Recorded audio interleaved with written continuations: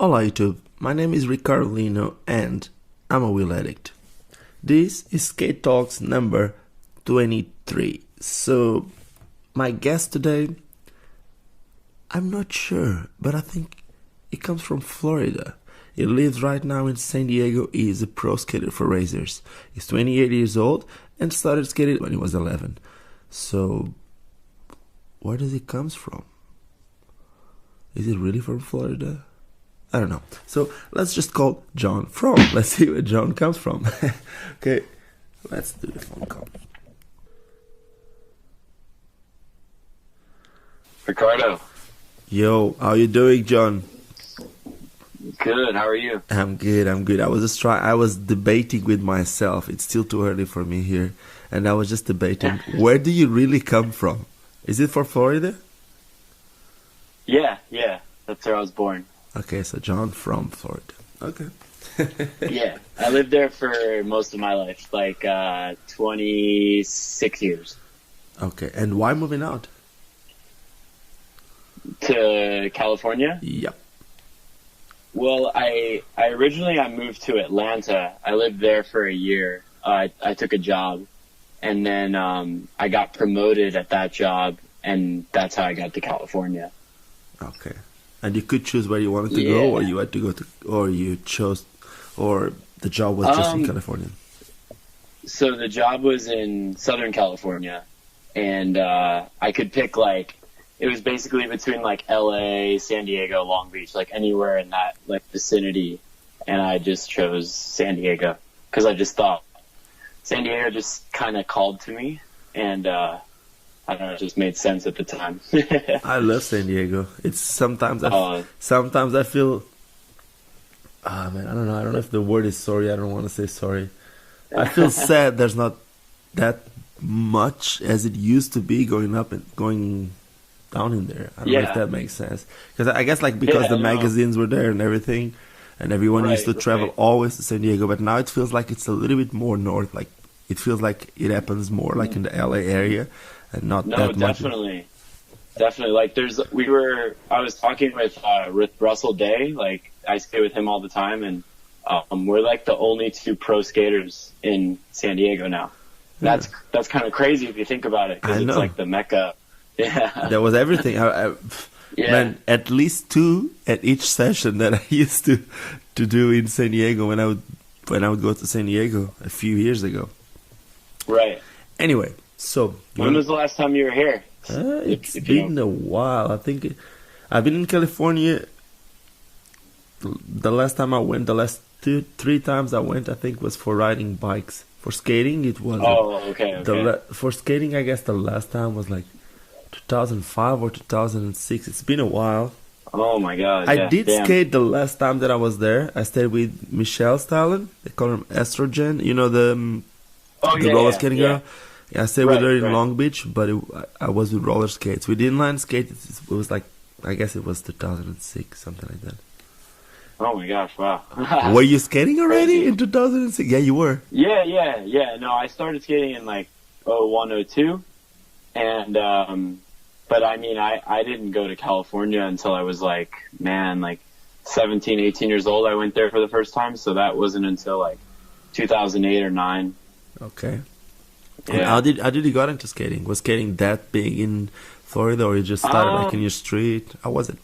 So like at my school, these like kids just kind of were telling me about this skate park. It was called Ramp 48, which is kind of a weird name, but it was like this like indoor skate park. It was like basically they gutted like a supermarket, like an old supermarket, and they built like a skate park inside of it, and But did they shut down the supermarket, or they just basically what it was like a old supermarket, and the owner had that that building, and he just leased it out to like this guy who wanted to make a skate park. Okay. And so you can kind of see like the way like all the poles were inside, and then like even in the back it had like the double doors like where like the meat area was and everything. So you could kind of see like it was a grocery store, but the way they set it up was like super cool, and they kind of decked it out, made each little corner, make sense for each section of the skate park. That's so it sick. was cool. How did you say it was called? Let me just Google it. Ramp 48. They're not there anymore. They actually moved the skate park around like 10 years later to like a church. So it's kind of like a strange thing. It like was kind of church funded, but it was like, you know, still a skate park. Like the people who backed it were like these like super Christian kind of people. This podcast is sponsored by Anchor. If you didn't know what Anchor is the platform that I use to upload my podcasts. Basically, I just upload my podcasts here and then they make the distribution for Apple Podcasts, Spotify, Google Podcasts, and so on. It is free and they still allow me to monetize this podcast even without having a minimum amount of listeners, which is quite cool. They make the connections with the sponsors, with them being one of the sponsors. It's a way to make a little bit of extra cash. I can upload them from my phone, from my computer, even without having this fancy gear that I'm actually using right now. So Anchor is quite cool because it's a one place for you to do everything related to podcasts. So if you want to search or if you want to get into Anchor, make sure to go on anchor.fm or you can use the free Anchor app. But I mean, you know, it was the place to go skate. It was a good skate park. Actually, I can see it now. I can see it now. It looks amazing. Let me tell you, with the red, it had like the red. Right, that's the newest part. Like some of that I haven't even skated because I haven't been there in over like 5-6 years, just because I've been in California and other places for so long. Oh yeah, I see the old one had like blue mattresses around. Yeah, I'm just looking for that. It looks cool. Yeah, I was because the reason why I wanted to Google it, I remember like in the old videos, sometimes some of the skate parks were in really low roofs, if that makes sense. So people would be skating. I always remember like some of the guys skating like in really low skate parks. It looked so sick. It kind of sketchy sometimes, but no, for sure, it was kind of low. If you ever have you seen VG16? Alex Broskow's section. Yeah.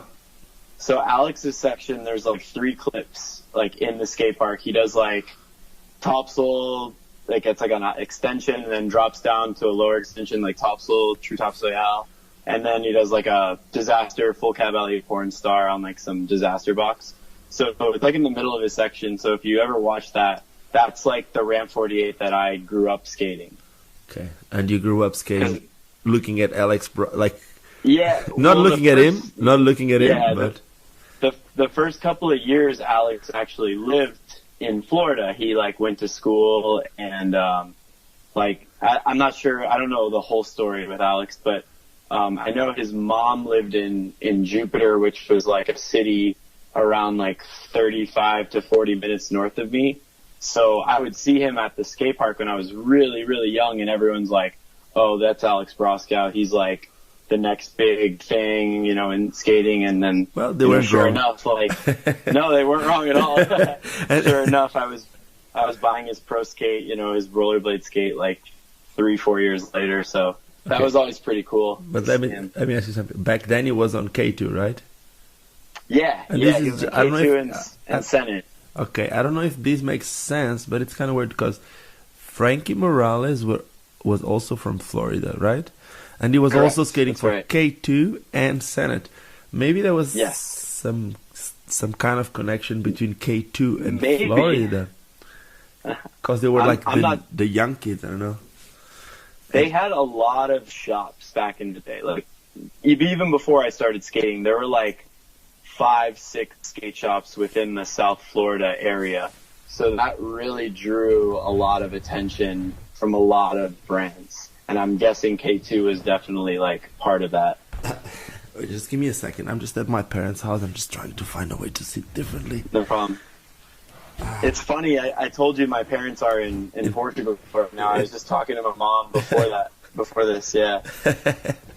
Portugal is getting like, okay, now I'm sitting in the floor. I've been sitting more and more in the floor. I don't know. I think it's just getting older. I just feel better sitting in the floor. Maybe I'm getting too scared of falling out of the chair. It's too high for me. Anyway, so tell me, and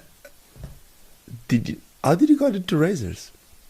You were like, Oh man. you were in Florida. Did you went to any event or what? How did the whole thing happen? So, man, it's like you have to go back like before I was on razors, which I used to ride for Valo. So that was like my first skate sponsor. So I got, like it's kind of fuzzy, but basically what happened was I went to a bitter cold showdown in like, I think it was 2007 or 2008, and I won the qualifier or whatever. Basically the event that gets you into the Pro-Am contest. Okay, you won the AM thing, whatever.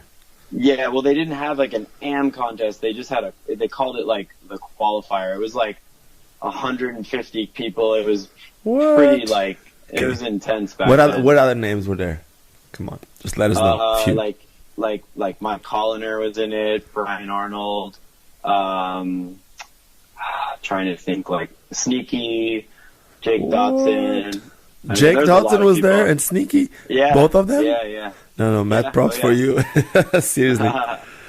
Well, I think Sneaky, no, not Sneaky. Jake was actually like, he got into the Pro-Am. Like he didn't have to qualify, but I didn't have a sponsor at the time, so I had to qualify. Okay. But anyways, yeah, I that happened and I met, do you know Brad and Chad Anthony? Yes. Yeah. So they were like skating for this shop. It was called Blue Wallace, a really strange name. And they just got me hooked up with them. And at the time they already had a shop rider for razors.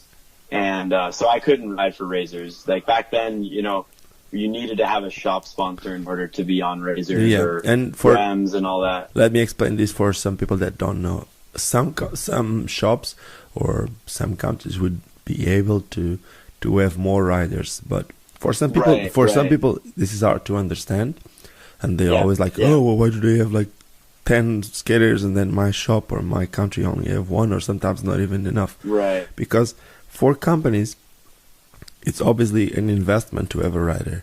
So if a shop is going to order 1,000 skates instead of 15 pairs of skates, obviously the shop that orders 1,000 skates will have a lot more power, so they will have a lot more they will have the opportunity to support a lot more skaters, obviously, because they also make more money than they can put their own money if they want, which not everyone does, but also because the companies will also want to support what they do, and they see it more as a marketing, obviously. So just to explain it, so that's probably why, like maybe the Blue Wallace wasn't that big. Yeah, it wasn't big at the time, and the shop that we had in Florida already had like a guy on razors, and there was like the shop that was local in Florida was sponsoring like Frankie Morales, Sean Kelso, I forget who else was on their team. What shop was that? What was the name of the shop? It was called The Skate Shop, just The Skate Shop. That's awesome. That's actually the best name. Imagine if you could Google it. If you could just get your name or the website. The web shop, theskateshop.com. That's it. It was called theskateshoponline.com. That's what I remember. That's okay, but imagine if you can take the online, theskateshop.com. You'll make money with that. That's for sure. For sure. He did well in his first couple of years. But anyways, like, so I rode for that shop, and they basically told me, they're like, hey, you know, we really like have this opportunity with Valo, like we can't give you free skates, but like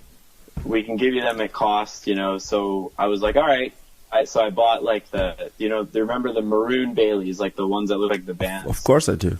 I do. So that was my first pair of Valos, and I just like started skating them. I love the skate.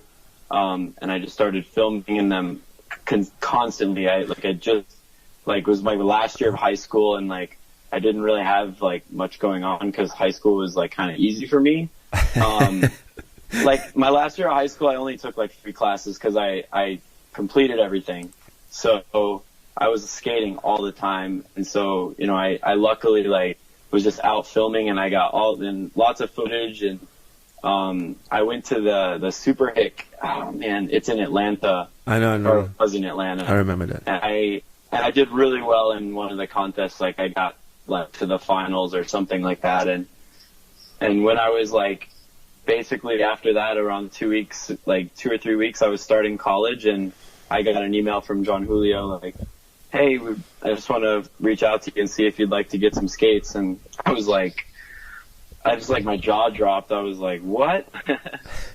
It was like a life-changing thing for me at the time, because I wasn't really expecting it. And then, yeah, that's just kind of how everything kind of began for me.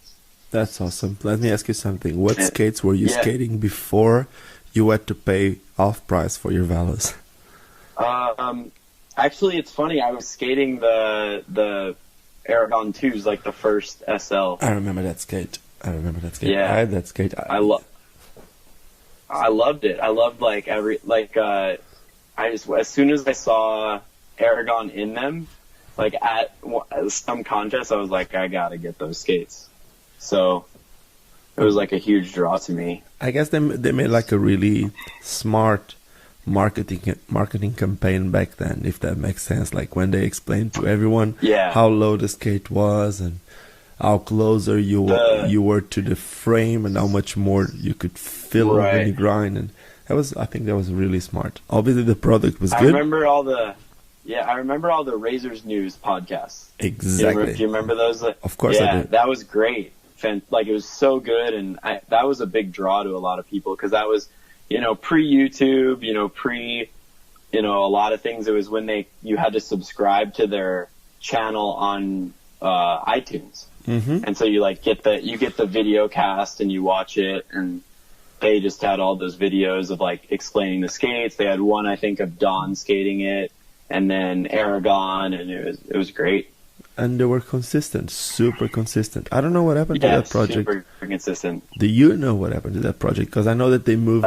No. I know that they moved they moved a little bit to YouTube, and then slowly faded away. Well, a lot of things moved to YouTube because of the Brazilianaire guy, when he kind of came in and started working on game theory, and that was when I was like first on Razors. Yeah. Elton Siqueira, I think that was his name, right? Right. And then after they kind of pushed Brazil out, then it, everything kind of faded not from YouTube, but like all the podcast, vidcast kind of thing. They just kind of went in a direction of, we have YouTube content and then moved to social media, Facebook, and then eventually Instagram and whatnot.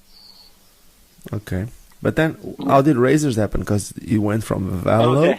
Okay. Yeah. That's a good story. So basically what happened is just me and Valo were kind of just going in different paths, and like maybe I was just young and just, I expected more from skating, but I just kind of felt like I wasn't getting that much from it. And I got another skate shop sponsor, which is my current one, Asphalt Beach Skate Shop, which still exists. It's like one of the only blading skate shop. They do like all sorts of blading, free skate, aggressive, quads. That's cool. Where are they located? They sponsor Nashville, Tennessee. Okay. Yeah, so I was on them, and they got me hooked up with ground control. So I was riding ground control while I was skating Valos.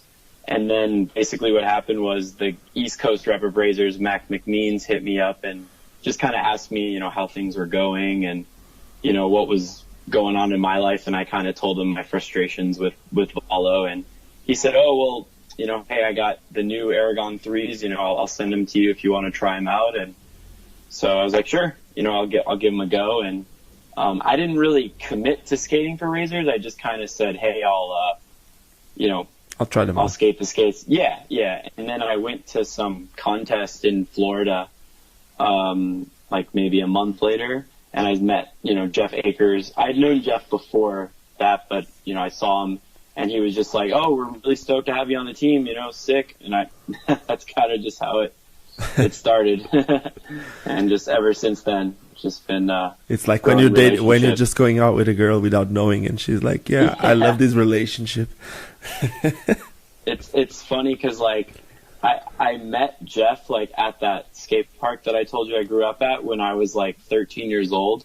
I didn't know like who he was or anything. I saw this guy skating remedies, and he just introduced himself as Jeff, and he just told me he was the Sunshine rep. I had no idea what that was, like back then, and then Sunshine sure enough, rep. yeah, and sure enough, 6 years later, this is the guy who's sponsoring me. So it's pretty cool. Okay, can you explain to some of the people listening to this who Jeff is? So Jeff is like, he does everything for Razors. I mean, like, he's the sales guy, runs operations, team manager, social media, kinda. Team manager. Yeah, I mean, he's the guy. Like when people say like Sunshine has impact, like good customer service, it's Jeff. Like Jeff. If they say it's bad, it's also that's Andy. No, I'm just kidding. You're gonna get fired. You know that, right? No. I'm just joking. No, I know, but it's kind of fun. No, not fun. It's kind of weird that you say that about you and Velo, or not feeling that support. Because what I always thought about Velo was that they were a lot more strict with the skaters that they would choose, a lot more picky. They would have a lot less riders. That was always the idea that I had. And I met Jon at the beginning, when he was looking for one skater in Europe at first, and that one skater was Gabriel, and then the second skater was Tyron, and that was it. They were the two skaters. Then they also had Gazimo, and they had 3 skaters in Europe for a long time. Yeah. So at least the idea that I had in Europe, they were a lot more exclusive, and they would really take care of their skaters. Like when I mean take care, I'm not talking about sending them to a mansion in Hawaii like Andy did for a few years. Right. But I'm talking more about like trying to build their image in a way that they could actually become pros. And I guess most of them did. Like Gabriel became pro, even if it was for SSM. And Tyron could have been, and still now is so fit, so everything. Like that guy's just a prodigy. So I guess Jon always had the eye, and somehow what he was doing, I thought it was really good, but I never heard from someone like you, probably because, like you said, maybe you had other expectations, maybe you were not that close to them at the time, and somehow things went in a different path. Right. And again, like, it wasn't just like Jon, like, I'm not saying that like Jon was shafting me by all, like, not at all. Like, it was just, I think like it was half of the fact that I was 19 and I thought like, oh, I'm like an up and coming skater, I deserve this. And the other half was Jon was super busy and like didn't have time to like cater to every single person who he was supporting at the time. It was tough for him because he was juggling so much. And so basically it was just a mutual, hey, like, I'm just going to go my own way. Like, I wasn't upset or anything. I thanked him for everything. I actually, when I was at Winter Clash this past year, I thanked him, because with Valo going out and him starting them, I wanted to just thank him because, he gave me my first shot in skating. So I'm always like forever grateful for that extra boost. That extra boost that most of the times we're not expecting it to happen. So it's amazing. Right. But it could have, I don't know if this makes sense. It could have. Your style is probably also a little bit different of what he was trying, because not always, but over the last few years, Valo kind of went like to that skateboarding image. And I wouldn't say that you went that way. You went your own way, which I totally see your image, your way of skating, your style of skating way more on the company that you are right now than Valo. So I kind of think you fit a lot better in that company. I really do. More like the spinning tricks, and it's a different style, and I guess it's normal. Just like in every other action sport, they tend to have, like, companies tend to have their teams kind of like a family or same style. Course. I don't know, like when I think this happened a little bit with USD before, when they tried to have a little bit of everything. It got kind of lost, Sometimes it gets lost, and I guess it sometimes even happens with Razors when they have. I know for a long time they tried to have like the city hero basically on their side. They would send skates to all the shops. They would have a pro or not a pro, like a guy, and somehow in every country. and then Yeah, and then you end up having like kind of like a big fruit salad. But at the same time, Yeah. the pro team, who they choose to be the pros, are more like the same style of skating, which in my opinion makes sense.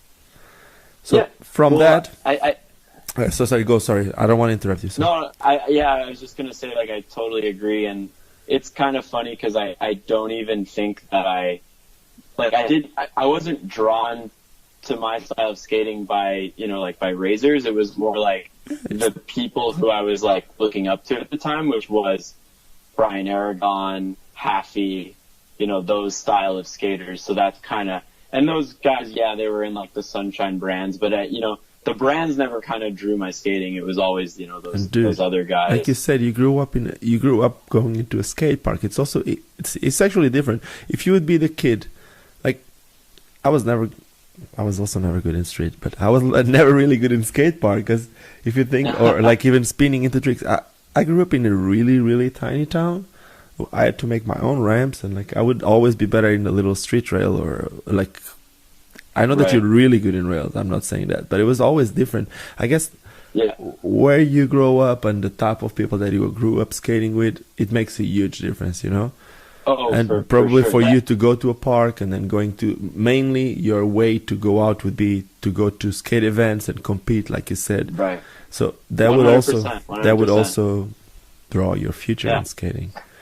So Yeah, and that park that I sorry to interrupt you. That park that I grew up skating, they had like one of the best like circle down rails like down a bank that I think I've ever skated in my life. So that's where I attribute like my rail skating to.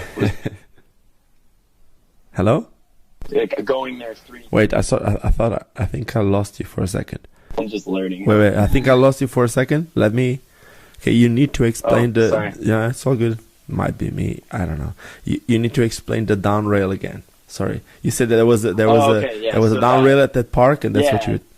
Yeah, so the most perfect down start rail ever that I've ever skated, like the skate park, and I went to that park 3-4 times a week, so just repetition, skating it all the time. Like that's what I attribute to learning things on down rails and other rails is just because I had that rail all the time when I was younger and just repetition. You know what I mean? Yeah, of course, man. It's like try, and that's how you get good at everything. It doesn't matter. Yeah. You might be really talented, but if you don't keep doing it, you lose it anyway. So, for sure. Was that the first rail that you had done, like an hurricane something?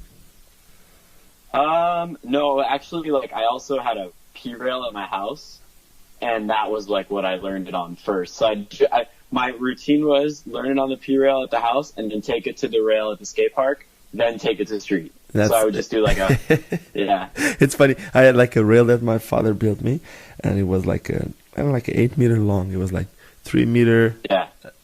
I would say, I don't even know how high was that. It was like in between your knee and your hip. It was kind of high, but it was like flat, 3 meter flat, and then it would go down for 3 meters all the way to ankle high, and then like 2 meters ankle high. It was like 80 meters, but like there was like a kink, and I remember completely learning on the lowest part, just to kind of feel like if it would be like a fast slide, a back slide, even like there was a time that I could do for 50 rails. And I could do it like ankle high, and then I would go to the down part of the rail, and I could skate it just the down part of the rail.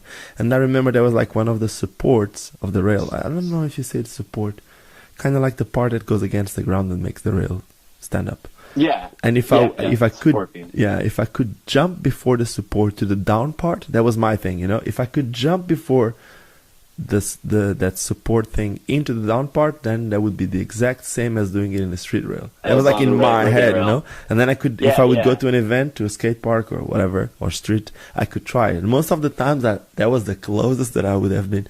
And I could do some stuff, but I was never the hurricane guy. Like I had like the hurricane sweat stance, hurricane top mistral, and that was it. I'm done. I don't want to spin. I can't spin anymore.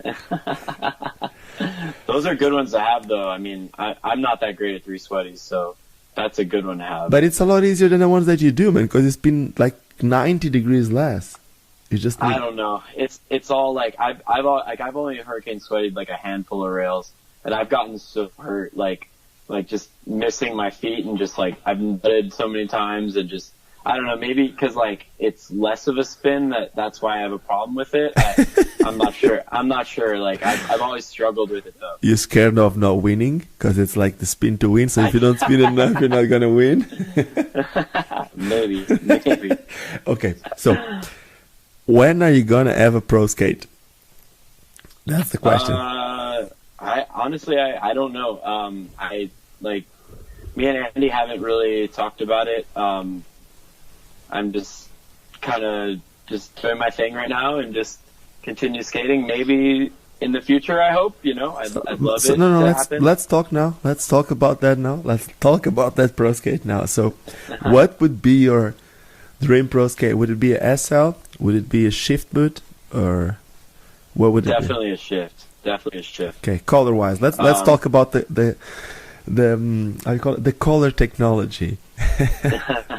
So like I would love to have like a light gray, like a little lighter than what the Shift 2 has, like in the gray sole plates, like the boot. Kind of like the Dunkel gray. Remember the Dunkel or the Aragon, the first Aragons? A little lighter than the first Aragons, like a little bit lighter. It would be almost like the Dunkels. Okay. And then with all white like soles and then white frames. Okay, you got it. And wheels? Yeah. Well, it would be probably a sick urethane wheel because that's what I ride for. 60 and then a rounded 60. So sick is poured by undercover. Yes. So that perfect 60 round profile. That's like my favorite wheel ever. Okay, that's awesome. I love it. What color would your wheel be on that setup? It would probably be white. My first pro wheel was white with like orange, so I would make the other one probably like white with like maybe black and gray accents just to kind of accentuate the skate, Okay, makes sense to go with the skate. And are you picky with bearings? Would you go anything specific with bearings? The either the Titan ceramics or the Titan Swiss, one of those. Okay. Do you skate them often? Do you feel the difference with bearings or not really? Yeah, definitely with the Swiss for sure. Like, I mean, when I'm cruising a park, I can definitely feel them. Okay. So I'm cruising. Yeah. So 2 days ago, so I'm just landed in Portugal yesterday, and I've been in Amsterdam for the last few days, and I was with Peter and Olga from Adapt, and I was okay, cool. And I was trying their GTO skate, just testing it. He had 2 versions of the same GTO, like just with different colors. That's the free skate one. Yes, but it's the most expensive skate on the market, and it's like the $1,000. It's or whatever. 700, high, almost 800. Yeah, and you'll see it because we made a little. We made a little video about it, and according to Peter, they're gonna make a skate that is going to cost more than that from the GTO, and then they're gonna make one even more. So I don't know what they want to do there, but I don't know. It was cool. So I like it. The type of market they're appealing to. But so I tried to skate one of his skates, which was the prototype, and then I tried to skate his own skate, and I felt a huge difference from one to the other. I first thought it was the bearings, but it could also be because one of the skates, it felt like the heel was not that raised. And my question now is like a little bit geeky. I don't know, it's not nothing that anyone did. Did you ever felt, I don't know about you, but for a few years I used to skate with a huge amount of shock absorbers because I was mainly stupid, and I thought if I had a lot more shock absorbers I could jump from the top of the roof of whatever. But it's the truth, huh? I really wanted to protect my heels, and I thought that would be the best way, which wasn't. I ended up getting hurt a lot because if your heel is too high, you have not the same support. How do you feel like your skate feels better? If you skate more flat or if you skate with your heel a lot higher? Do you feel the skate like slower when you get like the heel too high with too much shock absorber? It's just curiosity, Yeah, I've never like felt like that. Having the heel too high slowed me down. I've always rode the razors like with the heel pad that comes with them, and then I put Do you ever hear the super feet insoles? Yep, I'm skating them Yeah. in both skates that I got at the moment. What color do you use? I have the yellow ones for the regular Okay. skates with the flat. So basically, if it's a regular skate with a liner, Yeah. where the shell boot is square not square, but like it's a plastic flat back, like the sole, the liner goes into a flat, with the Right. flat part, which is the liner. So on that one, which is a shell, on that one I use the yellow one, but the carbon one that they gave me. And on the other skate, which is the Power Slide Hardcore Evo, which is a whole carbon skate, and the flat is more like square, I have these gray carbon ones it's not for flat shoes, it's not when there's a flat. How can I explain? I don't know, man. Like, instead of being a plastic boot, if it's a carbon that is all rounded, then you put that one and it feels better. Right. No, I understand. I have they're like green, and I actually got them at a ski shop, and the guy did the whole super feet, it molded the thing to my foot. Yeah, it's awesome, huh?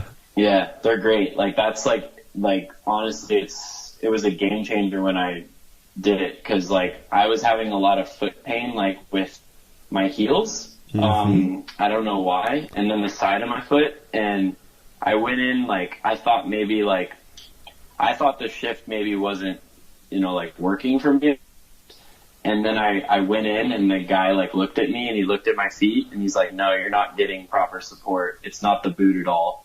And so he custom did all the footbed to me, and ever since then it's amazing. My skates feel like pillows when I put them on. Can I try to explain you why?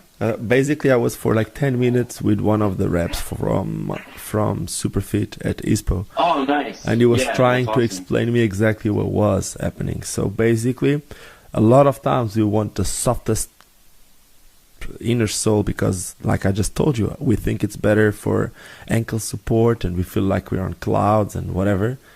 It's not how it should be. So basically, of course, this could be also a selling strategy, which makes sense to me if it is or if it's not. Think about it. Usually, if you have something soft with your weight and with impact, you will make pressure in a certain point. The place that the place that you put more pressure, you end up going through the whole insole, and you're gonna end up feeling the pressure coming back from the plastic, like the rebound coming from the hardest part of your skate. But because it's all soft, you can still apply pressure in one place only. With the Superfit insoles, because it's a super hard piece of carbon or even plastic underneath your heel, and it's usually super thin. What we usually think it's the shock absorbing area. It's usually super thin, but it's all all in contact with your foot, and it's all super hard. But whenever you apply pressure, you don't apply pressure in a certain part of your heel, but you apply pressure as a whole in the whole back of your foot, from the foot arc all the way to the back. If there's a piece of pressure, it's distributed by the whole piece. Exactly. And then if underneath the sole, if underneath the insole, if it has the shape of your boot, then also the insole applies pressure on your skate also as a whole. So that's why there's two important parts in the insole. One is the top, the one that contacts your foot. You need to find an insole that actually goes around your foot perfectly and shouldn't be too soft. And the other part, the important part, is also the way it touches the boot. It needs to have the perfect shape for your boot, and then everything is solid. And you might feel like it's not as soft as if you're skating 10 million, billion, trillion, zillion insoles, which you feel like skating in a cloud, but you have no control. But if you land, it's still not going to do anything for your body. Okay, I think this was just a little bit too geeky. Yeah. It makes a lot. It made a lot of sense once they explained it. It was the same way. Yeah. Okay, so that might make sense, huh? Okay, so you said that you moved to San Diego because of... Really, that nails it down. Okay, so you said that you moved to San Diego because of your job. What do you do on a daily basis? What's your job? Yep. So on a daily basis, like my title is I'm a sales engineer. Sales engineer? I work for a company. Yeah, that's correct. Okay. And I work for a company called Siemens. It's a pretty large, like, electronic manufacturing company. Mm-hmm. I know Siemens. They're based in Germany. So actually what I do is I manage the West Coast retail accounts for Siemens, which is like, I don't know if you heard of these, but it's called like Home Depot, Lowe's. These are like major home improvement stores like in the US, and basically Siemens sells like things like circuit breakers, panel boards, other things like that basically power your house. I know. So I manage. Go ahead. No, go. Sorry. I'm sorry to everyone listening to this. Please just don't complain again about me interrupting. I'm sorry. Keep going. No problem.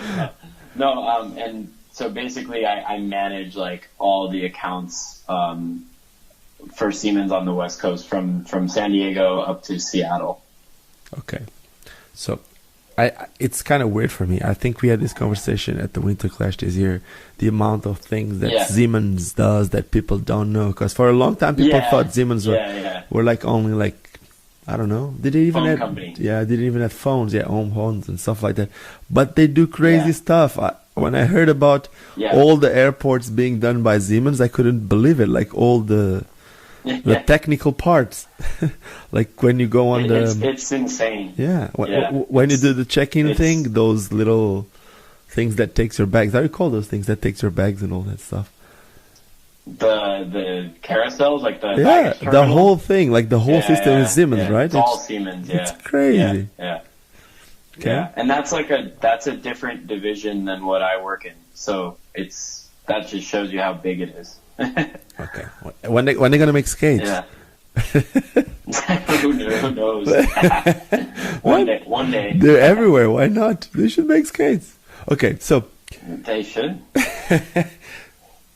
How did you end up in Africa? I know that. I know it's a really big shift. Like, did you went there for work at first? It was straight skating, because for some people that don't know. No, it was skating. Okay, so it was skating. There's a guy called Hugo. Okay, you want to say it? You can explain it maybe. Okay. It's an interesting story. So basically, I was just on Facebook one day, and I came across Razor's South Africa page. Mm-hmm. And I'm just like, what the fuck is this? Like, I was kind of like laughing about it. And I just kind of liked a couple of the posts, and I just wrote a comment like, hey, like, sick to see you guys like shredding in Africa. And the guy commented on it. His name is Hugo Van, I don't know how to say his name. Hugo Van Hermack, I think. Yeah, I don't know how to say his name too. Yeah, I call him Hugo. So anyways. And so he private messaged me, and he just like told me that big fan of my skating, and he liked my action in Children of the Future, which was the last Razors video for people listening. And I told him thank you, and I was like, that's really sick you guys are skating. And he was asking me like, he's like what does it take to like get like a pro or like Brian Aragon out there? And I'm just like, I told him I don't really know, but you can hit up Andy. And I gave him Andy's email, and I said, you just got to request somebody, and sometimes Andy will like send somebody out. You usually have to have like an event around it.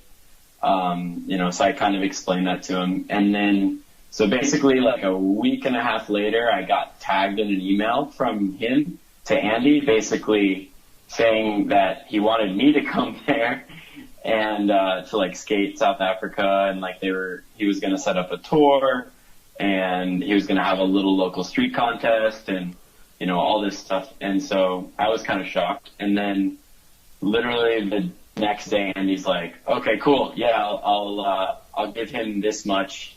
Can you cover the rest? And he was like, yeah. And then that was it. I was on my way to South Africa. That's cool. And it got even better because I told my friends, and luckily the flight was like, it was reasonable. It was like, I think it was only like 1,100. And so two of my friends actually wound up booking tickets and coming with me. So it was like a 3-person journey to Africa. And, that was like, the start was insane. Dude, getting there is really, really long. I know, especially from like, America. You need to come to Europe first or something like that, right? Man, it was like 30 hours of traveling. I know. Gosh, I know. That was crazy. Like we flew, like it was like Miami to Minnesota, and then Minnesota to Amsterdam, and then Amsterdam to Johannesburg. So I remember when we got there, I was spinning, like I was seeing double, and like it was crazy. What did you do in Amsterdam? Oh, nothing. I was just in the airport, man. At least for that trip, I was just in the airport. And maybe in other trips, I was. Okay. But yeah, so we met with Hugo, and yeah, we did like a week-long tour. We did Johannesburg, Pretoria, and then we went north to this area called Petersburg. That's where Hugo, I didn't mention this earlier, Hugo is an airline pilot. Yes. And at the time he was only a private airline pilot. Now he works for Cathay Pacific. He moved to Australia and... Yeah. Yeah. And he flies like big planes now, like commercial planes. Yeah, so people might have been with him inside a plane. They didn't know it was an inline skater flying that. He doesn't usually say, "Hello, I'm Hugo. I'm going to be your pilot, and I'm an inline skater." That would be amazing. It's funny. I told him, because I hit him up about a month ago. I'm going to Hong Kong in October, and it's on that airline, and it's the same plane that he flies. And I was like, you should see if you can fly the plane the day I'm on it. That would be amazing. And imagine if you could just do the presentation that way. Maybe that's how we're going to get more skaters. Yeah. He's going to be the blade god. He's going to save blading. Oh my God. He's up in the air, man. He's in the clouds. So why not? So back to we get to Africa, and we met with him. This guy, do you know Neil? Yes, of course I know Neil. Yeah, I love Neil, man. Neil's I stayed awesome. With him. He's great. And then Eric Palmer. I'm not sure how much Eric skates. He does a lot of photography now, I know. Yeah, I haven't really seen him skating for 2 years, but I know he does. He got like a set of big wheel frames. He's from Cape Town, right? Yep, he's from Cape Town. Yeah. Okay. And then the last guy was Poncho, and Poncho was supposed to come on the full tour, but then something happened and he only came on like part of it. So, so I don't know what happened. So but Poncho, anyways, for like someone listening to this, Poncho, he worked with me. He moved to Cape Town about 2 years ago. It's like he's been living there. He studied design and he worked at the shop. When I first opened the shop, I needed someone on weekends, and Poncho was this local kid that worked with me. He's not working with me anymore because he's actually having a lot of design work. That's what he studied. But that's it. Okay. But it's harder to rely on Poncho, if that makes sense. Oh yeah. So yeah. So like we were trying to get him. I guess we were trying to pick him up one day, and something fell through, and Hugo's just like putting a hand to his face, like, Poncho, man, I love him so much, but sometimes he just doesn't come through. Yeah, just not reliable. But man, he's a great guy though. Yeah, it is. And skater is good. Yeah. Backflips on really lock. Good skater. Yeah. We so I know you live in Cape Town, so I'm not sure how familiar you are with Johannesburg. I've been there like 2 years ago, but it's a completely different area, and it's completely different when it comes to skating and everything. I loved it. I was there filmed something for Undercover, but it's different, man. I wouldn't Right. say So it's not as clean, if that makes sense. yeah. So there's that skate park in Alexandria, Yeah, you know, where Poncho lives. town. Yeah, Right. So we went there, like that was like the first day, and that was like honestly, like that was like the first like real like pro experience like I've ever had like in skating, like because before that I never really like I traveled, but I never went to a place and like people were like kind of just like staring at me like, who is it, like this guy here, we're so stoked, and you it were was probably like, just incredible. you were probably not probably, but you were one of the last pros.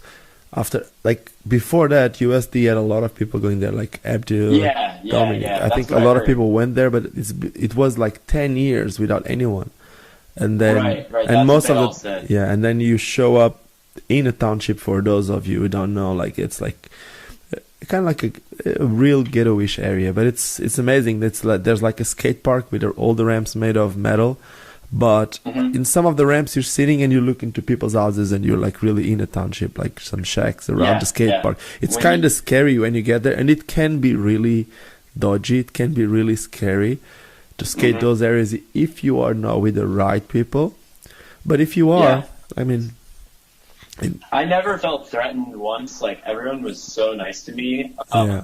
And we had like a big barbecue after the session. No. You're not allowed to call that, man. They're not gonna. It's a braai. Yes, it's a braai, man. You're not allowed to say a barbecue. It's the same, but you're not allowed. Yeah, we had a braai, and that's where I learned Afrikaans. Ah, you learn Afrikaans. Some people also doesn't like that you Yeah. speak Afrikaans, huh? Yeah, I know that's like it's a weird. It's weird because it's really cultural. Hugo like speaks it. Yeah, Hugo speaks it like with his family. I know. But like Neil, he spoke it a little bit, but Neil was like mostly English. Yeah, but Neil also speaks Afrikaans a lot. His family also. But then Poncho would be, I think, Sinkosa, which is the other language. So for someone listening to this, just for you to, so it's one of the countries where culture clashes the most, if that makes sense. There's a lot of different. Yeah, that's why you might have heard a lot about this in Africa, and a lot about like violence, and it's mainly because of cultural differences, and it's scary sometimes, but it is what it is. The truth is, man, when it comes to skating, I guess there's no barriers, there's no borders, and that's what makes it so special. That was like gonna get me to the next part of my story. So like after like we had a couple days of street skating, we had this like little contest, and that went great. And then we all like went to just like for a group like dinner, and we went to this restaurant, and like we told the people like how many people we have, and the guy like looked at us and he's like, you want to all sit together? And I'm like looking at him, I'm like, yeah, why not? And talking so, about like, the color scheme. Really, and I didn't really realize, like, I mean, like apartheid's ended in South Africa, but there's still like an extreme amount of like racism and segregation in the country, and I didn't know that like it still existed, like that, like where it was still separated. So like here we are all together. I have never seen so many weird looks in my life. Like in a span of like 20 minutes, like people were like coming over and like they would just like get out of their tables and just like glance over and like just look at us like, what are they doing? Like, why are they doing that? It was crazy. Like I couldn't believe it. Yeah, it's a thing, and it's sometimes a reason for me to question myself. Is this what I want for my life? Because I love it there. I love it because for me, I keep saying the same, and I know, you know what? When you speak about things, I've been doing those internet things, explaining people what they should do with their YouTube and not. And usually when you speak about politics, when you speak about racism, it's the worst thing that you can do for social media, but that's the way that this is going, so we need to do it. Anyway, I keep saying the same, which is I don't really care if you are blue, yellow, black, it's the exact same for me what language you speak. As long as you have the skill, And the skill can be a lot of things. Can be a skill for a job, can be a skill as a friend, can be a skill as whatever you want or as whatever you need. If you need someone to beat someone, it's also about the skill. What I'm trying to say here, it's as long as you have the skill, you should have the role. It shouldn't has anything to do with anything else. That's it, if that makes sense. Right. And it's something that sometimes it's really, really frustrating, because it was, you know, and it's funny because like this is the first trip I've been to a lot of places, and this is the first trip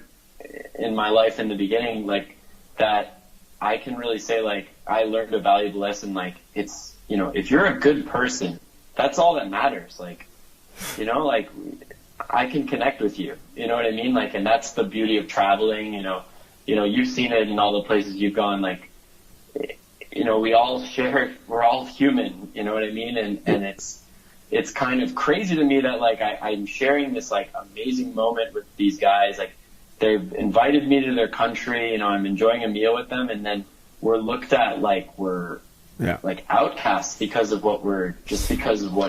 who's your friend. Oh God, I know exactly what that is. Yeah, I felt it a few times. It's horrible.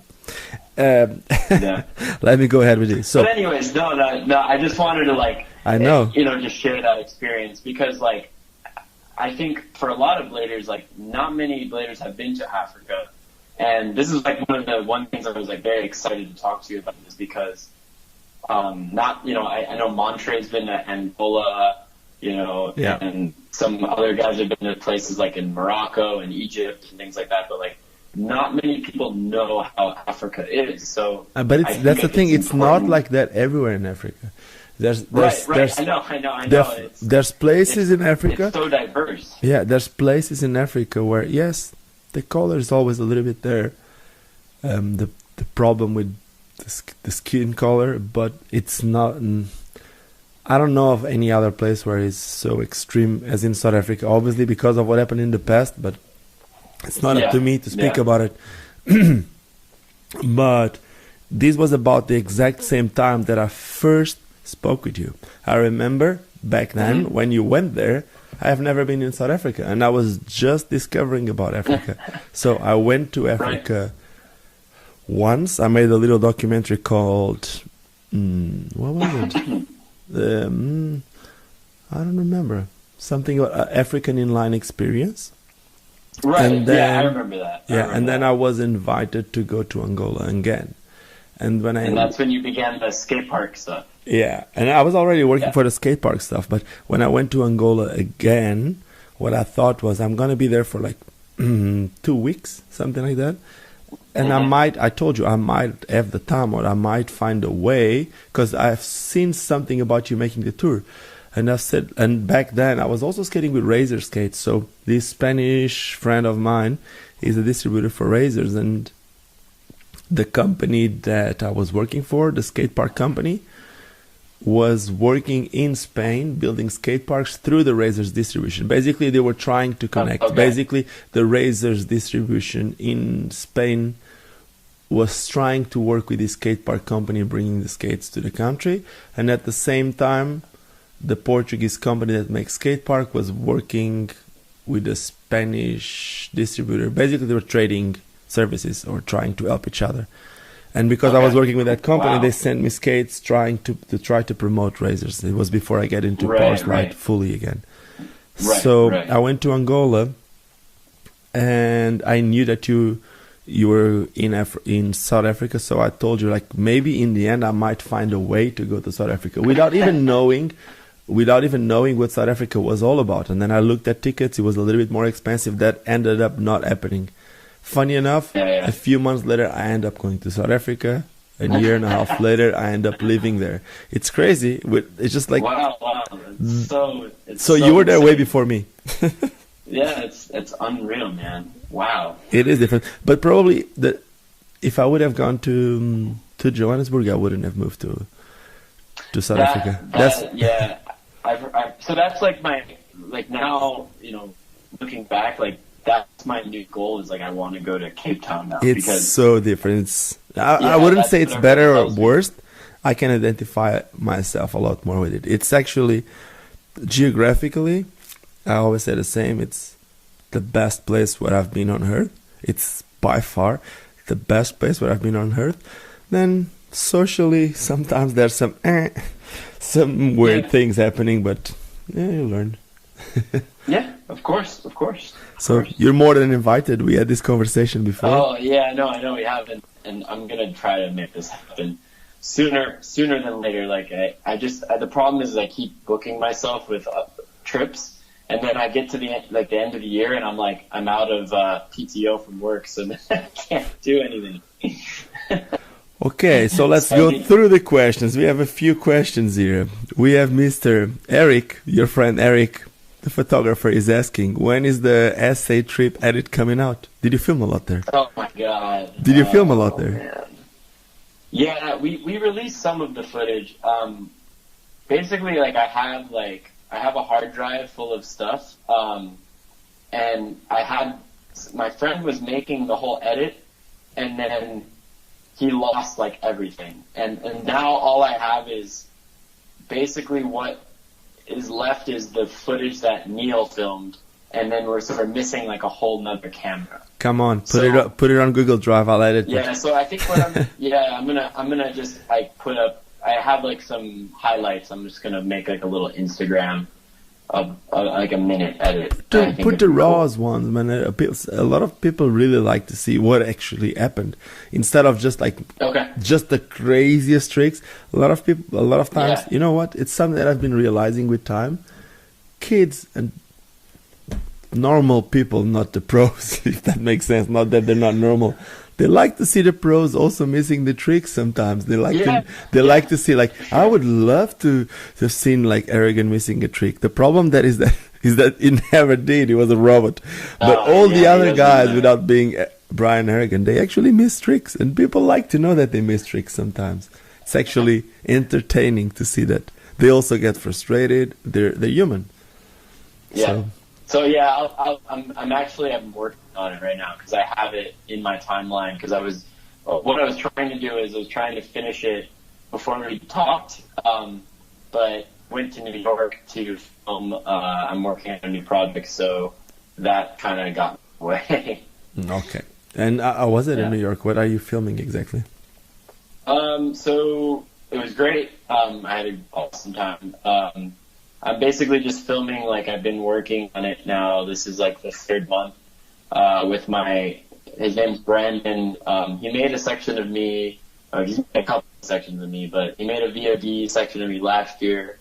And basically we're just working on, what we're calling it is a passion project, basically it's going to be a year long of me filming, and it's just of course skating, but also me talking and kind of going through what skating means to me and how much happiness it's brought my life.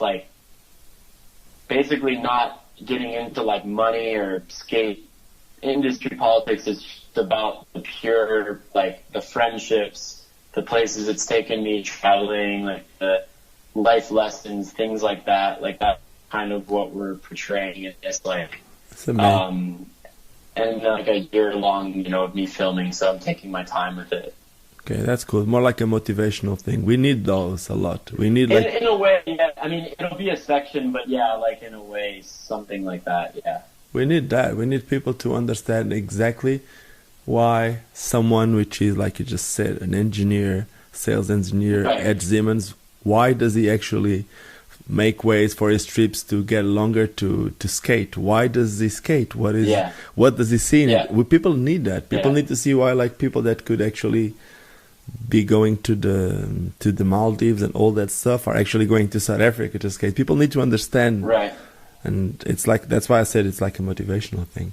Now something okay, go. Sorry, keep going. Oh, I was just gonna say basically how it started was I realized a couple of years ago I go to a lot of contests. Contests aren't my thing. The fees and all that. That's great. I love it for blading, but it's not me. Where I've shined in my life is creating sections, visiting countries, and just sharing my passion for blading. That's always been my thing. And a lot of others kind of share that.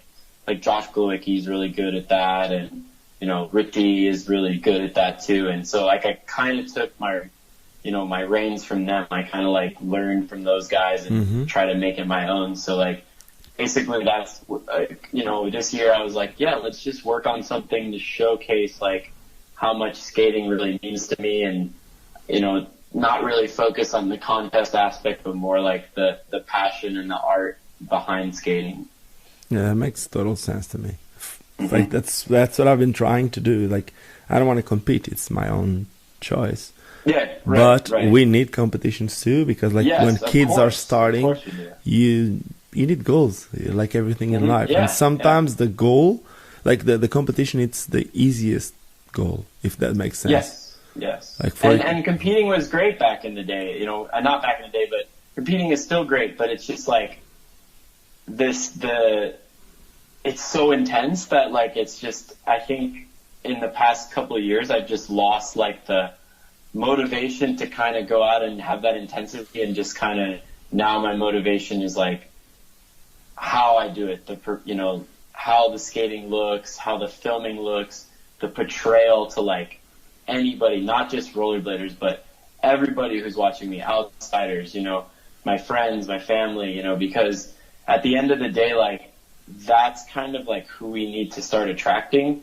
And the more they understand, the more they like can relate to the passion and like the love of what I'm doing, like the more people I'm able to touch, if that makes sense. Of course it is. It's basically trying to leave a mark somehow. And I always keep saying the same, which is I don't have anything against it. And again, we need those, because that's how people get together. That's how kids want to get better. The competitions are important. But when you win a competition, you are an hero. I keep saying the same. You're an hero for a week.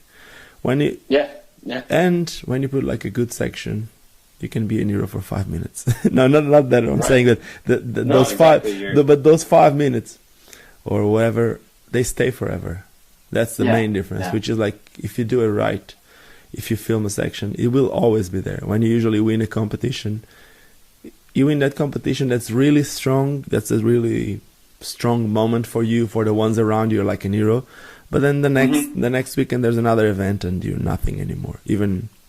That's it. Right. When you make like a proper section that you're actually proud, like you just said, you're talking about the Children of the Future, the Razors video. Some of those, they mark your life way more than winning a competition, because it's something that it's going to be there forever. And that's what I believe that a lot of the skaters with time, they want to do it. I have a conversation with Richie, and he's going to talk with me about the Flip video, or about the video he made in Canada that people loved. Or it's easier for skaters when they talk about their past to speak about their video sections, if you speak with a pro, than to speak about, I remember when I won this or when I won that. Unless if it was like IMYTA, that we don't have that many, and there would be like a million videos about it, if there would be one now. But other than that, I think it's going a lot more the other way. It's crazy how like, the video sections, even photos, like, really, like, it's crazy. I still have this image in my brain. I don't know if it was a Daily Bread or it's a BMAG.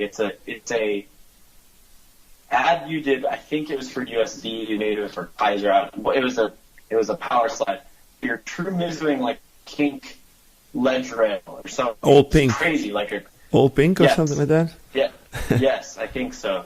Yeah. And like I still have it fresh in my brain. Like, and so that like touch, like that image kind of like always is stuck with me. You know what I'm saying? So things like that are like really important to me. Like it's so much about like portrayal and expression now that I think that's just what I'm basically trying to get at. I'm just repeating myself. Thank you so much. That was such a weird thing, because that was shot in Stuttgart. And I remember that day I went out with a clip shirt, and it was a pink shirt, and we were like, and I was with a photographer, which is actually still one of my favorite skate photographers. I don't think he works with skating anymore. He was a K2. What's his name? Alex Schneider. I think he was I don't know if he was a skier or a snowboarder. He was pro in Germany for K2. I think he was K2 snowboards. I'm not sure, but his vision was already ahead of his time That was like early 2000s. And I remember we went out his house because I stayed with him, and he was like, we need to do something with that shirt. Like we need, because I had like a really, really bright pink. And then we thought, and I was with Mark Moreno and I don't know who else was it. Tim from Blackjack, Tim Robert, Tim Wolf. Okay, yeah. And we were talking about like doing something in it. And then we ended up realizing there was a kink rail also in Stuttgart that was the exact same pink. So let's do something with it. When we got there, it was starting to rain. So the True Mizu was actually, if you look at it, was actually done in the rain. There's like you can see the water. Dude. Yeah, it was cool. It's just, I don't think it's nothing crazy. It was mainly like color matching. I'm really bad at kink rails and stuff. Like kink rails have always kind of like in my kryptonite. So that just was like amazing to me. I remember seeing the clip. Was it in clip 2 or 3? Yes, I think it was clip 3. I had like that trick, and I had like a rough sweat stance in the intro, something like that. I think that was it, or maybe in the B mag. Do you remember like? Yeah, tell me. I'm going way off topic here with the clip stuff, but like, do you remember how sick like? So clip 2, like they gave you like a lens cloth, and then yes, of course I do. Clip 3, I think was like I think clip 3 was like you opened it and it was like something was inside the DVD cover. And then the clip 4 you could paint. Like you could paint it. You designed it. Yeah. Yeah. So basically, you need more stuff like that, man. You know who made the Clip Video magazine, right? Did you ever heard of it? It's like it was a guy. No, okay, so there's this German guy. His name is Lucas, and Lucas right now is like big in the filming industry. I met him like not his Winter Clash, the one before, and he was just he loves windsurfing and he comes to Portugal quite often to windsurf. But he was just telling me that it got so hard on him because he has so much work that slowly you start losing. I wouldn't say lose the passion, but it's not the same anymore. It's just like it happens with some of us with skating. It happened to me. Like skating became more like I wasn't enjoying it anymore. I was just like being the clown, not needing to skate for people. So maybe that was a reason for me to slow down on skating a few years ago. But basically this guy Lucas, he was the one with like the main guy at Clip, and it was Jochen Schmude, the owner of Yukon. And those guys I know, Jochen and Lucas, these guys, that just their vision and that's why they're successful. The reason why I said that one guy is just right now big in video. Jochen is doing great. They slowly shifted. I even made a video a few days ago. They slowly shifted from a skating clothing brand to a fashion brand, to then go to like a mainly parka, like jackets, and then they made a backpack, and the backpack went great. And right now Yukon is only backpacks, so they focused only on backpacks, and they're like doing amazing. I bought a bag on the airplane, like like those airplane shops, like when you can buy it, they have the catalog on the plane and you can buy.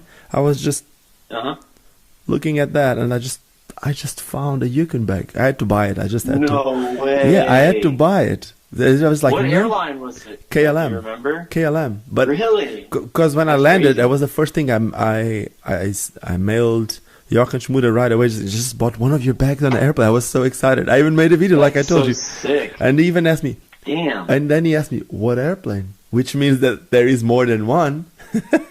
What? That is cool. So what I'm trying to say here is that those guys were already ahead of their time. So yeah, for sure. It's I just wish we had clip 5 and 6 and 7 and 8, and somehow slowly they shifted. The vision they had just like was everybody like they had something, like whether it was like clip 2 like was like Cosimo and Jonah section, and then clip 3 just I don't know. Clip 2, please don't forget Matthias Auger. That was like. Oh yeah. He has the first section. Yeah. Dude, that was one of the things. Like it was. Yeah, I know that he was a really good friend of mine and still is. But watching that, like it was like, wow, it's like putting everything like that you see in like that section really showed what he is as a skater. I ran into him in Melbourne. Like this is like 4 years ago. Like right before I saw you. Randomly in the street? No, I mean we met up for Okay. a session, but I didn't know that he lived in Australia. Yeah, I moved to And Australia I'm like just 12 like, years ago.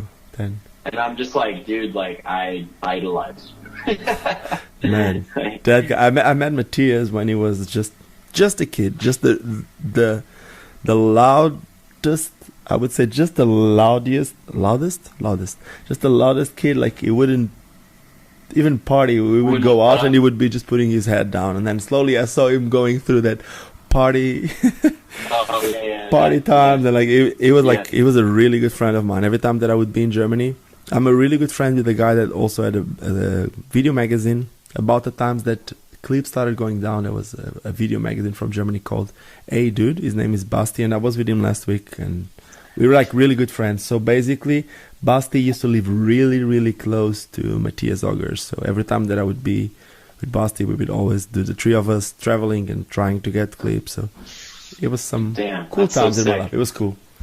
But now this Oh, is yeah. this is your interview. So let's do your stuff. What was your scariest yeah, trick sorry. that you have done?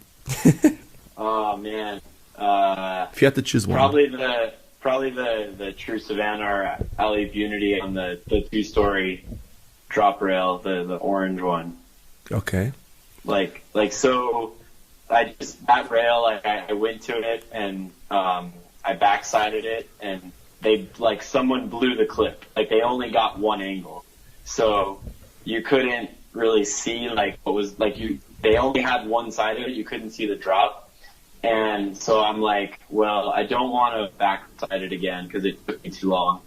And I'm like, I don't want to just back rail it. So I was like, all right, like film this. And I remember I fell like one time, and then I just got up and I laced it. So, but I was like trembling. I remember like, I was like, I could really die right now.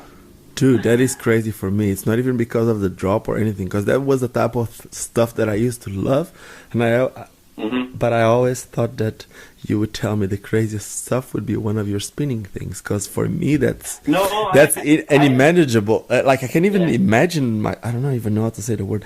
It's funny, like I've had 2 bad injuries with spin tricks too. Like busted my knee, like split my knee open, and I broke my leg on that. But they were both flukes. Like they were both like. One was like I slipped on a metal sign because it was raining, and then I fell and snapped my leg because I slipped on on like takeoff. But I never feel like when I'm doing those tricks, like I practiced them so much in early days of my life that I just had to make it so that like I can't miss it. Like that's just, commitment. But that's how that's how I am with like tricks. I don't try things. Like, I'm not one of those skaters who I'm like, maybe I can just go for it and not land it. Like, no, like when I go for something, I know that I can do it. Like I know, like I've practiced it a million times on at least one obstacle, and know that I can do this trick. See, that was the first one was me. The first one was me. It was just like maybe I can do it, and that's why. That's why, right? Doing it that way is great, but I've never had success. I've always gotten really, really hurt. So I just have all been the process. Probably that's why I'm an engineer, because I process things. Dude, and maybe that's why I'm not an engineer, and that's why I'm hurt right now. Because even now, just to sit in the ground, I've been skating. I don't even know when that was. Like just skating 2 days ago or 3 in Amsterdam, just doing a backside stall. But again, without thinking, just when I keep saying the same. Sometimes it's the. My knees are black and blue right now, so I feel you. I mean, I know. No, what I always say is, so basically you think of everything, but I always say that the way that you usually get hurt is when you're confident. Your levels You're not focused. No, your levels. Yes, exactly. Your levels of confidence are usually too high. It's too high. Yeah. Right. You're not focused. You're just like, I'm the shit. Yeah, it's not I'm the shit. Sometimes it's like you need to own it. Sometimes you need to own it if you want to try something big. Usually when I try something big, I usually don't fall. Not that I try anything big anymore, but when I used to, I wouldn't fall that bad. But most of the times that I got injured was on small shit, and I would get hurt on small shit because I wouldn't be thinking about things, and I would just go. And that's when things happen. Because when you really go to like a bigger sport or whatever, you actually think, you look at it, and I got this, and you go for it. But I guess that's Yeah. what you feel with the spinning tricks. You know what you got, so when you go for those, It's pure focus, yeah, like pure focus all the time, like spotting like the rail and then the landing. It's like just keeping my eye on it always. So yeah. amazing. So for someone who's been traveling for so long, like so for so like not for so long, but like to so many places, if you Yeah. had to choose one place other than California to live, where would that be? Where would that place be? And if you had to choose a that's place tough. without being a place to live, but just like place to go for a few weeks, mainly for skating, where would that be? So a place to go for skating and a place to live without being California. So the living would definitely be Melbourne. I love Melbourne. That place is so cool. You want to skate with So Matthias good. Auger? Yeah, just the city, like the way it's designed, and like just how everything was. The people there are super friendly. At least they were to me. So I loved it there. For skating, that's a tough one. Man, like, I don't know. Like I really like San Diego, but Where? Sorry? probably like if I have to. I mean, I like where I live, San Diego, like for skating. No, but it can't be San but, Diego. Can't be San Diego. You can choose the moon if you want. You can choose the moon, but you cannot choose San Diego. Then I would probably, most likely, I would pick like. I don't want to say Barcelona because that's like the most cliche place. You can choose Malaga. It's Tokyo. okay. Ah, Tokyo. that's a good one. I'm so excited to see 'Cause- what Eugen Ennen did. Oh yeah, man. I've been because I've been twice now, and like he like every time I'm there, he's like, dude, I need to go to Tokyo. I was like, Eugen. I was like, what will it take to get you to Tokyo? Because I will give you like every contact I have there to take you to these rail spots that you will like absolutely destroy. I can't wait. That's all I can say. Like I can't wait to see it. Oh man, I've done some like I did like some stuff there that I was really hyped on. Like there's a few edits out there of me skating in Tokyo. Like I did like 450 Royale to Elliot Fish on a rail, and a couple other things. But like I'm really stoked to see what he's got there. Like I'm sure it's going to be like some life changing because some of those rails, like the down rails are like knee high. Like it's like a skate park rail. Oh my It's crazy. god! Maybe It's crazy. even I can do rails there then. You would have a blast there. Because I hate jumping, man. Honestly, Like I just hate jumping. So a knee-high rail, I can deal with it. I can just poof. I need to go to Tokyo now. Thank you. Yeah, yeah. But it's super expensive, Sure. isn't it? From California, I've gotten tickets for 500 round trip. Okay, that's good. And Yeah, then it's what not about bad. being It's there? not bad. Isn't it expensive there? Of course, we live the skater's lifestyle, I know, but Yeah, the metro is a little pricey, like the Tokyo, like the train. But eating wasn't bad. Like I don't recall like spending a crazy. It like wasn't like Dubai or okay. Australia was really expensive too. But yeah, no, like I thought it was relatively well priced. Okay, you said something here that got me thinking. You were talking about the metro, blah blah blah. What about big wheels? Aren't you into big wheels?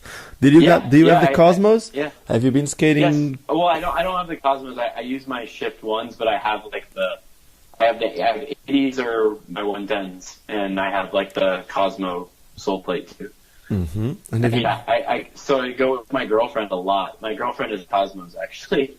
Okay, it's And quite she loves it. different. Like I was speaking with someone. I don't know who was it, 2 or 3 days ago. I don't remember with who. Maybe with Remy, because I stayed with Remy Kadia in Amsterdam. I don't know if it was with him or if it was with someone else. Maybe with a friend from Adrian Basti. Maybe I don't really remember, but we were talking about in some cities the way that you move and how much you need a car. And yeah, it was with Basti, and Basti was saying that one of the things that he didn't like about LA, which is kind of the same in San Diego, is that for you to go from place to place, you always need a car. So basically, Yeah, the big for wheels sure. wouldn't really make that much of a difference. While if you are in Europe, you can actually just go. In Cape Town, I use the big wheels a lot. I'll go from the shop, which is by the industrial part of the city, like like right by the I think harbor. For places like at least like LA and San Diego there's so many like big hills, and I'm not talking like San Francisco. Like San Francisco, there's a lot, but it's a close knit city. But everything's spread out, and there's big hills. It's really hard to like free skate to certain places like around San Diego. It just would be very tough, like to climb up some of the hills and then deal with that stuff going down. But I mean, like around the beaches, like there's tons of people on skates. Like, it would be more something that you do for training or something like that than actually for transportation in that part of the world. But I do think that in San Francisco, I actually haven't seen enough free skating, because if I always compare the big wheels with the way that people use bikes to commute. So usually most of the bikes people use to commute, they are fixed gear or single speed, which means that there's no gears. And in San Francisco, most of the people, they go up hills, they go down hills. In skate, it's not for everyone skating San Francisco, but I would love to skate San Francisco again.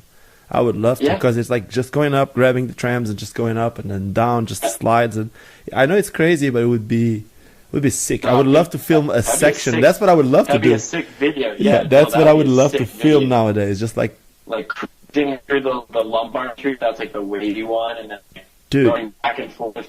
Dude, I would even on the trams. I would even totally rip one of those the fixed gear videos. There's like a few videos called like Mecha Frema and Mash SF. What I mean totally rip, I would like try to make the exact same feel, like for those who've seen any of these, and imagine seeing the exact same but with someone on skates. I would even use Lycra. I wouldn't mind, man. Just like do the whole thing like a pro speed skater, but then skating. Like that's what they did. Those guys did. That's how they made fixed gear grow and could actually work for skating. The Greg guy from Rollerblade, he never did a San Francisco video? He did a few. I thought he did. Yeah, but it was more of the same, like the same feel. But imagine if you do, I'm not saying, I love Greg and what he does, but imagine if you do something like someone dressed like a speed skater, but then cruising a really bumpy hill, like grabbing trams, going downhill with slides. That would be an amazing video. That would be cool. Damn it. For sure. Now I want to go to Tokyo and San Francisco. I don't know what we're going to do next now if you keep talking. Around the world. Damn it. I don't think my wife would be that happy. Huh? Okay, let's talk about family. What's up with you? You have a girlfriend, right? Yeah, I live with her. She's upstairs sleeping right now. I'm doing the interview now in the bathroom so I don't wake her up. Okay. And then tell me, are you gonna make a kid after this interview or what? Are you planning on having kids? No, I mean not anytime soon. It's not really, like, we've only been dating like a year and a half. It's a young relationship, but I mean, she's awesome. She's the best. So she's like so supportive of my skating and like so supportive of just like me. It's great. And she skates also. Like I got her into skating when we started dating. So she's awesome. She's a hairdresser. So, if you ever come to San Diego and your wife needs her hair done. Okay, I was going to say, it won't really work for me because... Okay, I might need a barber more than a hairdresser. But yeah, for my wife, that'd be cool. All good, sure. All good. So I think we're coming to an end. But before we're coming to an end, I need, like, someone just made a question here. I don't know if it's a joke or not. When will you do a backflip? Can you do backflips or is that an inside joke? Tell me. No, I've done them in the past at Woodward when I was like a camper, but yeah, I don't know. Maybe I'll post a video one day doing a backflip. Okay, so we need you to do a backflip. That's the next thing you need. Okay. You can go out today, do a backflip, and that could be the teaser for what we're doing today. Just this guy. Perfect. Okay, so at least we know that we're answering everyone. Let me just check real fast if there's anyone else that made any question that we can go through. I think there was one about, like, someone asked me about, like, my flight miles. Ah, that would be a cool one. Tell us what's been happening, because you've been traveling a lot, so. Yeah, like that one, I saw that one earlier, and I was like, I'll answer that one. So, like, I'm, like, big on Delta. Delta's, like, my main, but I've, like, got now, like, I think Aaron Schultz was the one who asked it, so and it's around 250,000 now. And Are you taking advantage of the VIP lounge or not yet? Yeah, actually, me and my girlfriend were just in the Delta Lounge in JFK yesterday, which was pretty cool. It's amazing, man. It's amazing, like, that you have access to everything. It's just, I was talking with Remy about it. It's like, oh, cool, because food is so expensive at the airport. So, if you have access to all that stuff, just cashing it. Like free buffet, and then like the bar is free, and then place to like actually relax, and it's great. And my girlfriend has traveled with me like quite a bunch now. Like we went to El Salvador and we went to Europe for Winter Clash, and like when we went to El Salvador, we had like a 10-hour layover in Mexico City, and like having that lounge was like very crucial because our layover was like from 10 p.m. till like 9 a.m. in the morning. So we couldn't really go anywhere in Mexico City. So, we could at least hang out in the lounge, and that was like really beneficial. Yeah, it makes a huge difference that you can even sleep in the couches, which is a little bit better than sleeping with everyone else. Yeah, for sure. Let me see. Then we got one more here, and it seems to be a freaking question. Why do you always use your cap backwards? Oh, yeah, I saw that one. So that just goes back to, we were talking earlier about me at that skate park, and so that park required you to wear a helmet. So I grew up always like skating in a helmet at the skate park. And I think basically what happened is I just got so used to like something on my head that I just like started to wear hats. And so I would always wear a hat when I was street skating. And for some reason, I've always hated how I look with a hat forwards. I kind of I don't know why, it just looks awkward on me. So I've just always worn a hat backwards, and like. Did you never use it to the side, more for the hip-hop thing? No. I mean, maybe there's a couple clips like that, but and someone I think asked like if I can't skate without one. It's funny. You lose the superpowers. I made a section like 6 years ago without a hat. The whole section's without a hat. No I did way. it to like prove. I did it to prove to myself that I didn't need the hat. What's the name of that section? I think it's like one of the scribe edits. Come like on, just go there and call it capless. You need to, the capless section. Okay.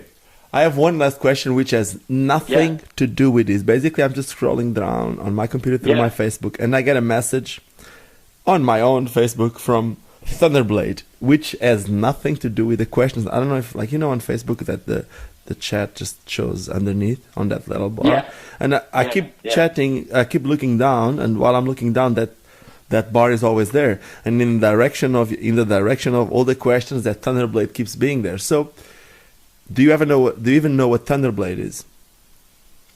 No. Okay, what is that? I'll explain it to you, and I'm going to ask you for your opinion before we shut down this. Basically, there's this guy from Brazil that like 5-6 years ago, he decided that he wanted to make some, I think it was 5-6 years ago, I don't want to lie about this. He decided he wanted to make some electric, like the electric skateboards, he wanted to make some electric inline skates. So he started playing around with it, and I guess like 2 weeks ago they put out a crowdfunding campaign, and he sent me a message because he's really struggling a bit to get the whole campaign funded, and I'm probably going to try to make something explaining the whole project. But I wanted to ask you, what's your opinion about using skates but not without you being the one pushing it? Imagine if I'm not saying that the future will go that way, because you'll always need to, man, it's us, that's the way we grew up. But would you see yourself using a pair of electric inline skates?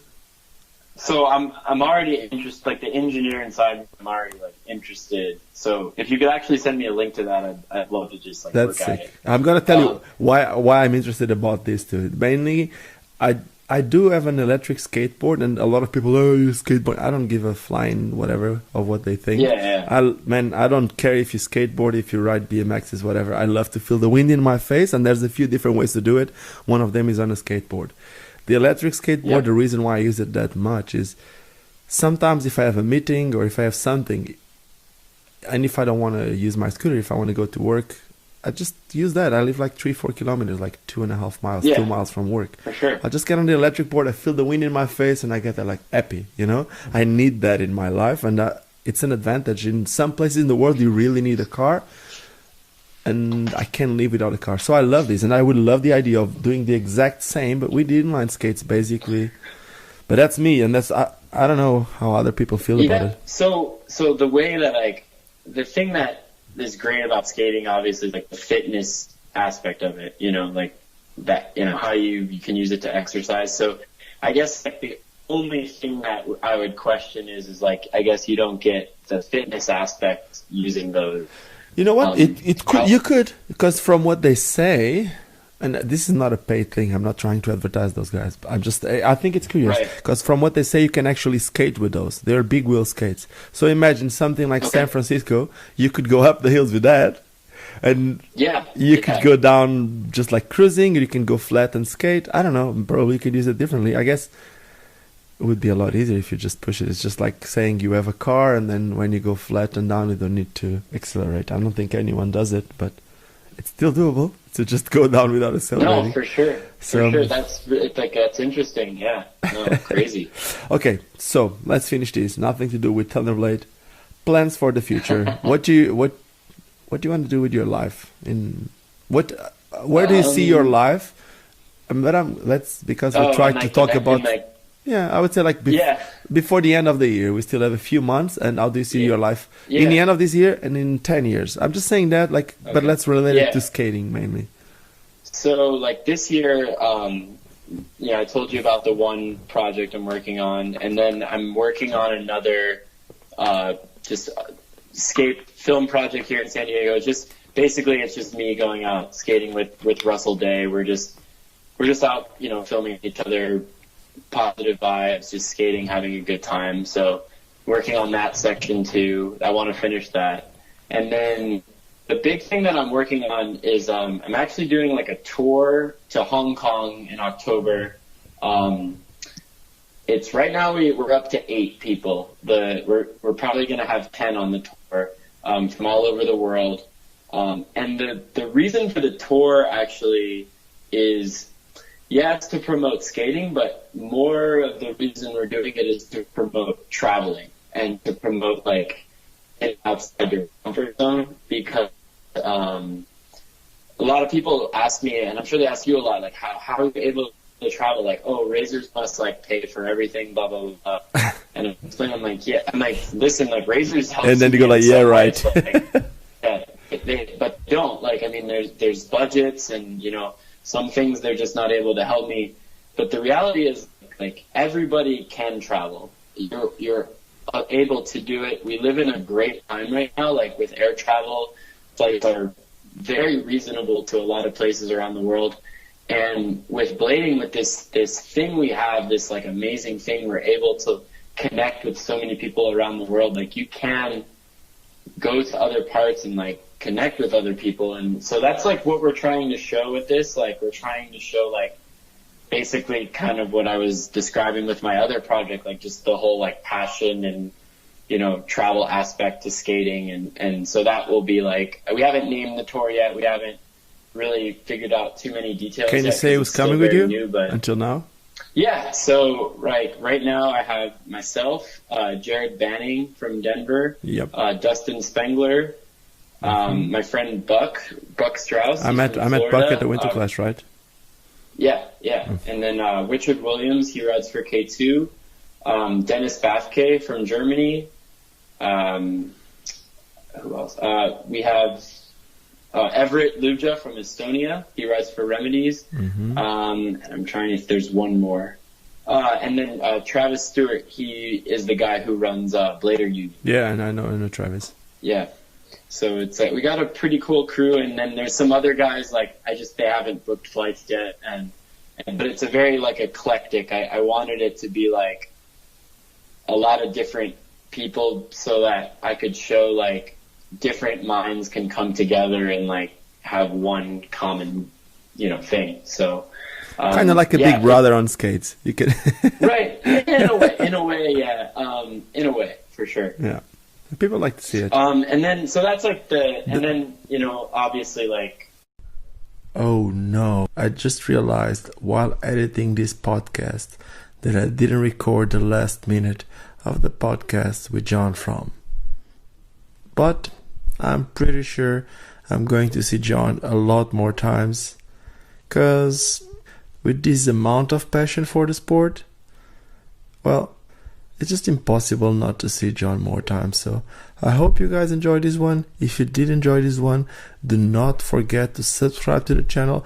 Give me some thumbs up if you like this. If you didn't like it, well, you can always give me some thumbs down, but please let me know what you didn't like about this. Other than that, just like I always say, don't forget why we all started skating. Cheers!